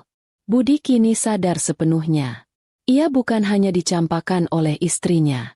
Ia juga dicampakan oleh selingkuhannya sendiri, yang bahkan tahu status finansialnya yang sebenarnya. Budi jatuh terduduk di tanah berlumpur. Pukulan ini jauh lebih menyakitkan daripada pukulan kehilangan uang. Ia telah kehilangan segalanya. Dan kini ia menjadi saksi bisu betapa cepatnya dunia berputar. Setelah Ratna dan Herman pergi, meninggalkan Budi sendirian di balik semak-semak yang lembab, Budi tidak bergerak untuk waktu yang lama. Dia duduk terdiam, lumpur mengering di celana dan sepatu bututnya. Pikirannya kosong, rasa malu sudah mencapai titik nol. Melampaui batas yang bisa ditanggung oleh manusia normal. Dia menyadari, bukan hanya Sari yang meninggalkannya, tapi seluruh dunia yang pernah ia banggakan. Bahkan Ratna, yang ia kira benar-benar tergila-gila padanya, ternyata sudah tahu status finansialnya yang menyedihkan sejak awal. Ratna hanya memanfaatkan Budi selama saldo rekening itu masih terisi uang dari perkebunan. Ironisnya, Ratna pun meninggalkannya demi pria yang tampak jauh lebih kaya darinya. Pria yang kemungkinan besar juga adalah korban dari kesombongan Budi. Budi akhirnya memutuskan untuk kembali ke gerbang perkebunan. Dia tahu, tidak ada jalan lain selain memohon. Harga diri sudah tidak ada artinya lagi. Ia harus bertemu Sari, memohon ampun, dan memohon pekerjaan apapun. Menjadi kuli panggul di kebun sawit Sari jauh lebih mulia daripada menjadi gelandangan di kota besar. Apalagi, dia kini tahu, Sari itu juragan miliaran. Pasti punya posisi kosong untuk mantan suami yang menyedihkan. Dia berjalan tertatih kembali ke gerbang utama. Kali ini, ia tidak mencoba menyelinap. Ia berdiri tegak, meski badannya penuh lumpur, di hadapan pos keamanan. Petugas keamanan yang tadi sempat menertawakannya kini menatap Budi dengan tatapan yang sedikit berbeda. Ada campuran rasa kasihan dan jijik di sana. Pak, saya mohon. Saya harus bicara dengan Sari. Saya akan menunggu di sini sampai dia selesai rapat. Kata Budi dengan suara serak, hampir menangis. Petugas keamanan itu menggeleng pelan. Maaf, Tuan Budi. Saya sudah dapat perintah langsung dari Pak Asep. Tidak boleh ada gangguan. Lagi pula, Nyonya Juragan sudah tidak ada di rumah utama. Beliau baru saja pergi ke kota lagi. Budi terkejut. Ke kota? Kenapa? Beliau ada rapat penting. Konferensi pers. Jawab satpam itu santai, sambil menggeser-geser layar ponselnya. Katanya mau ada pengumuman besar soal perluasan bisnis dan yayasan sosial. Nyonya Juragan sudah dijemput rombongan manajemen. Konferensi pers. Pengumuman besar. Kata-kata itu berputar di kepala Budi. Sari, wanita yang baru seminggu lalu ia sebut beban yang penyakitan, kini sedang mengadakan konferensi pers di kota besar. Ini bukan sekadar bisnis kecil-kecilan. Sari benar-benar membangun kerajaan. Budi semakin merasa kecil dan hina. Dia berusaha membayangkan Sari yang pucat, berdiri di hadapan puluhan wartawan. Tentu saja itu pemandangan yang mustahil. Tapi dia baru saja melihat Sari yang bersinar, yang terlihat jauh lebih sehat dan berkuasa. Pak, boleh saya pinjam ponsel sebentar? Saya harus tahu apa yang terjadi, pinta Budi memelas. Petugas keamanan itu ragu, tapi mungkin karena iba melihat kondisi Budi, dia memberikan ponselnya. Budi segera membuka aplikasi berita di ponsel itu. Tangannya gemetar. Tidak butuh waktu lama, Berita tentang Sari langsung muncul di halaman utama. Judul berita itu terpampang jelas, membuat mata Budi membelalak. Juragan sawit jelita muncul ke publik. Sari Wijaya, sosok di balik kerajaan bisnis baru yang sempat disembunyikan. Budi membaca artikel itu dengan napas tersengal-sengal. Artikel itu memuji kecerdasan Sari dalam mengelola perkebunan sawit dan investasi di sektor energi terbarukan. Sari disebut sebagai visioner dan ratu sawit. Lalu, ada satu bagian yang menyinggung tentang kehidupan pribadinya yang kontroversial. Nyonya Sari Wijaya mengakui baru saja menyelesaikan perceraian dengan mantan suaminya, Budi. Ketika ditanya wartawan apakah pengambil alihan kendali perusahaan ini adalah bentuk balas dendam pribadi, Nyonya Sari tersenyum tipis. Budi menahan napas, menanti kalimat selanjutnya. Nyonya Sari menjawab, "Tindakan yang saya ambil adalah tindakan bisnis yang murni. Saya hanya ingin memastikan aset perusahaan dikelola secara profesional. Saya tidak punya waktu untuk melihat ke belakang, atau memikirkan hal-hal yang tidak lagi relevan dengan masa depan perusahaan ini." Tidak relevan. Lagi-lagi kata-kata itu menghancurkan Budi. Sari tidak marah. Sari tidak membencinya. Sari hanya menganggapnya tidak penting lagi, seolah Budi hanyalah barang bekas yang sudah tidak bernilai. Namun, puncaknya datang saat Budi menonton potongan video konferensi pers itu. Sari, tampil elegan dengan blazer berwarna krem, berdiri di podium dengan aura yang memancar. Salah seorang wartawan bertanya, pertanyaan yang paling ditunggu-tunggu publik. "Nyonya Sari, bagaimana perasaan Anda sekarang, setelah mantan suami Anda kehilangan segalanya? Apa pesan Anda untuk beliau?" Sari menatap kamera, tersenyum tulus, senyum yang sangat manis tetapi mematikan. "Pesan saya?" ulang Sari dengan nada yang sangat ramah. "Tentu saja saya mendoakan yang terbaik untuknya. Semoga dia segera menemukan pekerjaan yang cocok. Saya dengar sekarang banyak lowongan untuk posisi pelayan di rumah makan cepat saji. Semoga dia sukses di karir barunya." Prang! Ponsel itu terlepas dari genggaman Budi, jatuh ke tanah. Budi tidak mendengar bunyi retaknya, karena telinganya dipenuhi gema tawa para wartawan di video itu. Sari tidak hanya mengabaikannya, dia juga menjadikannya lelucon nasional. Pelayan di rumah makan cepat saji. Posisi yang dulu Budi hina sebagai pekerjaan rendahan. Kini, ratu sawit itu secara tidak langsung menyarankannya untuk melamar posisi tersebut. Ini bukan balas dendam. Ini adalah pemusnahan karakter yang dilakukan secara berkelas dan sangat berwibawa. Budi kini menyadari, Sari yang dulu lemah sudah mati. Yang ada di hadapannya sekarang adalah seorang ratu yang tidak akan pernah mau melihat ke belakang. Setelah berita itu meledak di seluruh kanal media sosial, hidup Budi berubah menjadi neraka. Dia tidak lagi berani kembali ke kota. Budi tahu, setiap langkahnya akan diikuti oleh tatapan menghina dan cemoohan yang tersembunyi. Ponsel yang ia pinjam dari petugas keamanan perkebunan itu kini ia matikan. Ia tahu, teman-teman kerjanya, mantan bosnya, bahkan Ratna, pasti sudah melihat video konferensi pers itu. Dan lelucon tentang pelayan rumah makan cepat saji, itu pasti sudah menjadi viral di mana-mana. Budi tidak hanya kehilangan uang, dia kehilangan lingkungan sosialnya. Dengan sisa uang terakhirnya, Budi menyewa sebuah kamar kos harian di desa yang cukup jauh dari perkebunan sawit Sari. Kamar itu kecil, pengap, dan berbau asap rokok.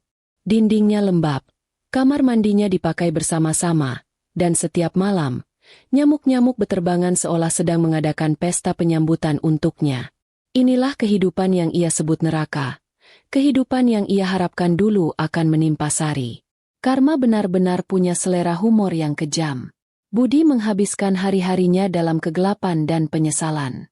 Ia hanya keluar untuk membeli nasi bungkus termurah. Ia tidak lagi peduli pada penampilan. Rambutnya gondrong, jenggotnya tumbuh tidak karuan, dan matanya cekung karena kurang tidur. Setiap kali ia melihat pantulan dirinya di jendela kaca yang kotor, ia melihat bukan Budi Wijoyo yang sombong, melainkan bayangan seorang pecundang yang tidak punya apa-apa lagi. Satu-satunya hiburan yang menyiksanya adalah mengikuti perkembangan berita tentang Sari.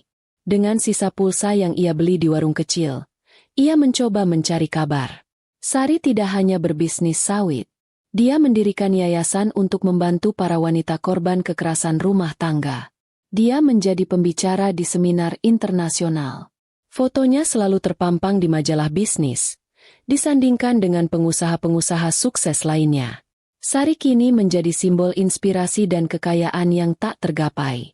Setiap kesuksesan Sari terasa seperti sambaran petir yang menghantam Budi. Ironisnya, Budi kini merasa rindu pada Sari. Bukan rindu romantis, melainkan rindu pada rasa aman dan uang.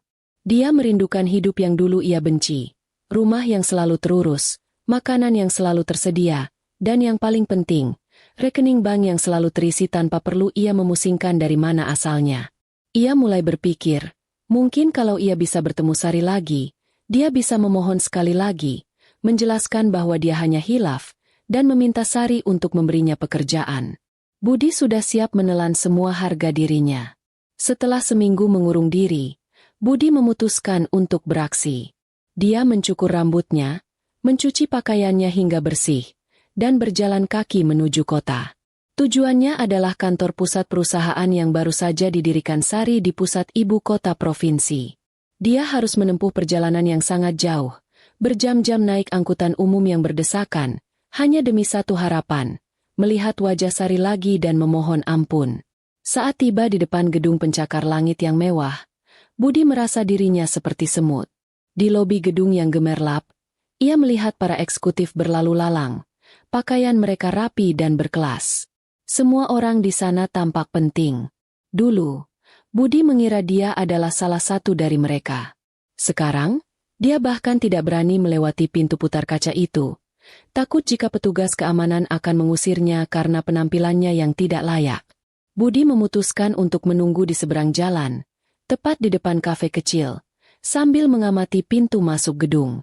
Ia menunggu dari pagi hingga sore, perutnya keroncongan, tapi ia mengabaikannya. Ia hanya fokus pada pintu keluar, berharap sosok Sari akan muncul. Menjelang malam, sebuah mobil sedan mewah berwarna hitam mengkilap berhenti tepat di depan lobi gedung. Jantung Budi langsung berdebar kencang. Itu mobil yang sangat ia kenal. Mobil yang menjemput Sari dari kontrakan dulu. Pintu mobil terbuka, dan Sari melangkah keluar. Sari terlihat luar biasa. Ia mengenakan setelan celana panjang berwarna putih gading yang sangat elegan, rambutnya ditata rapi, dan wajahnya memancarkan aura kesuksesan dan ketenangan. Di sampingnya, berdiri seorang pria tampan berjas rapi, yang Budi yakini adalah direktur atau manajer pribadinya. Mereka berdua tertawa lepas, berbicara tentang sesuatu yang serius namun menyenangkan. Sari benar-benar telah menjadi wanita yang berbeda, wanita yang jauh di luar jangkauan Budi. Dorongan keputusasaan membuat Budi nekat. Dia berlari menyeberang jalan, tidak peduli pada klakson mobil yang berteriak padanya. Dia menerobos barisan orang, dan tiba-tiba saja, dia sudah berdiri di hadapan Sari, terengah-engah, dengan air mata yang mulai membasahi pipinya. "Sari!" seru Budi dengan suara yang pecah. Sari dan pria di sampingnya berhenti melangkah. Sari menoleh. Wajahnya yang tenang itu tidak menunjukkan keterkejutan, kemarahan, atau bahkan kebencian. Hanya ada kekosongan, seolah dia sedang melihat kotoran di sepatu yang harus segera dibersihkan. Pria di samping Sari segera membentuk barisan pelindung. "Maaf, Bapak siapa? Jangan mengganggu Nyonya Sari." Budi mengabaikan pria itu. Ia menjatuhkan dirinya berlutut di atas trotoar, di depan semua orang yang lalu lalang. Dia berlutut di depan mantan istrinya yang kini adalah seorang miliarder. "Sari, aku mohon, maafkan aku. Aku hilaf. Aku bodoh. Aku egois. Aku tahu aku salah. Aku tidak bisa hidup tanpa kamu." Budi meratap. Air mata dan keringat bercampur di wajahnya. "Aku janji akan berubah. Aku rela jadi apa saja. Jadi sopirmu, jadi tukang kebunmu. Apa saja, asalkan aku bisa di sini, di dekatmu. Ingat masa lalu kita. Sari, aku mohon." Sari membiarkan Budi meratap sepuasnya. Ekspresinya tetap datar, tenang, dan dingin. Keheningan yang diciptakan Sari jauh lebih menghukum daripada semua makian yang bisa ia lontarkan. Setelah Budi selesai meratap, Sari maju selangkah. Ia berjongkok sedikit, tidak untuk bersimpati, tetapi agar tatapannya setara dengan Budi. Dulu, bisik Sari, suaranya sangat pelan namun tegas, menusuk langsung ke jantung Budi. Dulu aku pernah memohon padamu untuk berhenti selingkuh. Saat aku demam tinggi dan tidak berdaya. Aku memohon belas kasihanmu agar tidak meninggalkanku. Apa kamu dengarkan aku, Budi? Budi tidak bisa menjawab. Mulutnya terkunci. Hanya air mata yang mengalir. Sari kembali berdiri tegak. Merapikan setelan celananya seolah baru saja menyentuh sesuatu yang kotor. Dia menatap lurus ke depan. Melewati Budi yang masih berlutut. Maaf, kata Sari dengan nada formal yang sangat sopan. Anda siapa? Ya? Tolong jangan mengganggu saya. Kami punya banyak pekerjaan yang harus diselesaikan. Tanpa menoleh lagi, Sari berjalan masuk ke dalam lobi gedung yang mewah itu, didampingi pria di sebelahnya. Pintu kaca otomatis tertutup di belakangnya. Budi ditinggalkan sendirian, berlutut di trotoar yang dingin. Kalimat terakhir Sari, maaf, Anda siapa? Ya?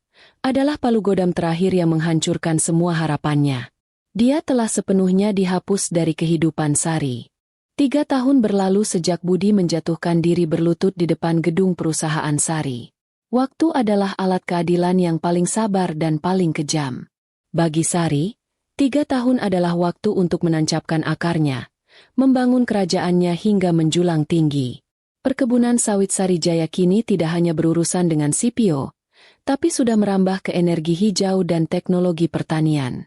Sari dikenal sebagai Ratu Investasi Hijau, seorang wanita yang cerdas, disegani, dan sangat tertutup soal kehidupan pribadinya. Ia telah menikah kembali, bukan dengan seorang pengusaha, melainkan dengan seorang insinyur pertanian berintegritas yang ia temui saat mengembangkan proyek perkebunan berkelanjutan. Suami barunya, Rudi, mencintai Sari apa adanya, jauh dari embel-embel kemewahan, dan yang paling penting, menghormati pekerjaannya sebagai juragan sawit.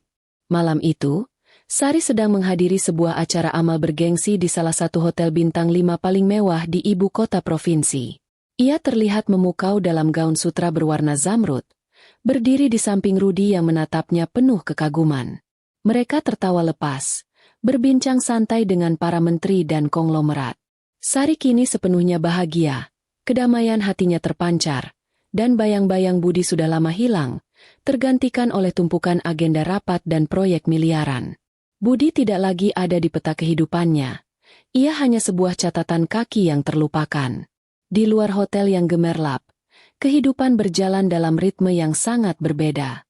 Seorang pria kurus berseragam petugas parkir, valet, berwarna merah marun berdiri dengan postur membungkuk di dekat pintu masuk hotel. Matanya kusam, tangannya kapalan, dan gerakan tubuhnya mekanis. Pria itu adalah Budi. Setelah diusir Sari, dia kembali ke kota dengan perasaan hancur, mencoba melamar pekerjaan di mana-mana. Namun, kisah perceraiannya dan lelucon tentang pelayan rumah makan cepat saji sudah menyebar luas. Tidak ada perusahaan besar yang mau mengambil risiko mempekerjakan mantan suami seorang juragan terkenal. Akhirnya, setelah berbulan-bulan menganggur dan hampir menjadi gelandangan sungguhan, Budi berhasil mendapatkan pekerjaan rendahan ini. Ia kini bertugas membukakan pintu mobil mewah dan memarkirkan kendaraan para orang kaya yang dulu adalah rekan-rekannya, atau bahkan teman-teman dari Ratna. Saat sebuah mobil sedan mewah Bentley hitam mengkilap berhenti tepat di depannya, Budi segera maju untuk membukakan pintu. Tangannya gemetar saat ia menarik pegangan pintu. Dari dalam mobil, melangkahlah Sari, diikuti oleh suaminya, Rudi. Cahaya lampu sorot hotel langsung menyinari wajah Sari, membuatnya tampak bersinar, seperti dewi yang turun dari hayangan. Budi menundukkan kepalanya dalam-dalam, berharap topi seragamnya bisa menyembunyikan wajahnya yang penuh lumpur dosa. Sari dan Rudi berjalan melewatinya tanpa sedikit pun melirik. Tentu saja, mengapa mereka harus memperhatikan seorang petugas parkir? Bagi mereka, Budi hanyalah bagian dari properti hotel, tak lebih penting dari tiang lampu. Budi mencium aroma samar parfum Sari yang tertinggal di udara. Aroma yang sama yang dulu memenuhi rumah kontrakan mereka. Aroma yang kini terasa seperti siksaan batin baginya. Seorang petugas senior menyerahkan kunci mobil itu pada Budi. Parkirkan mobil Nyonya Juragan dengan hati-hati. Jangan sampai lecet sedikit pun. Perintahnya keras. Budi mengangguk patuh. Dengan tangan yang masih gemetar, ia masuk ke dalam mobil Bentley itu. Interiornya terasa begitu mewah. Wangi kulit barunya begitu khas. Di layar digital dashboard mobil, muncul sebuah wallpaper. Sari dan Rudi sedang tertawa bahagia di sebuah kebun sawit yang luas. Budi menyalakan mesin mobil yang berbunyi halus. Mesin yang harganya lebih mahal dari total penghasilannya selama 10 tahun ke depan. Saat ia mengemudikan mobil mewah itu perlahan menuju area parkir bawah tanah yang remang-remang, sebuah kesadaran akhir menghantamnya dengan kekuatan penuh. Inilah karma yang sesungguhnya. Hukumannya bukanlah kemiskinan atau penderitaan fisik semata. Hukumannya adalah untuk tetap hidup, bekerja di pinggiran dunia, dan menjadi saksi bisu dari kebahagiaan gemilang wanita yang pernah ia buang. Setiap hari, ia harus menjalani kehidupan yang dulu ia harapkan untuk Sari, sementara Sari menjalani kehidupan impian yang seharusnya menjadi milik mereka berdua. Ia tidak akan pernah bisa lari dari bayang-bayang kesuksesan Sari, karena kini ia hanyalah pelayan kecil yang hidup di pinggiran kerajaan Sang Ratu Sawit. Di dalam garasi parkir yang sunyi, Budi menghentikan mobil itu. Dia mematikan mesinnya dan hanya duduk terdiam dalam kegelapan. Ia telah kehilangan segalanya, dan kini ia bahkan tidak memiliki hak untuk dilupakan. Waktu telah mengubahnya menjadi debu, sementara Sari telah membangun dunianya yang baru di atas kebenaran dan kekuatan. Budi hanya bisa duduk dan menyadari bahwa dunianya telah lama berhenti berputar.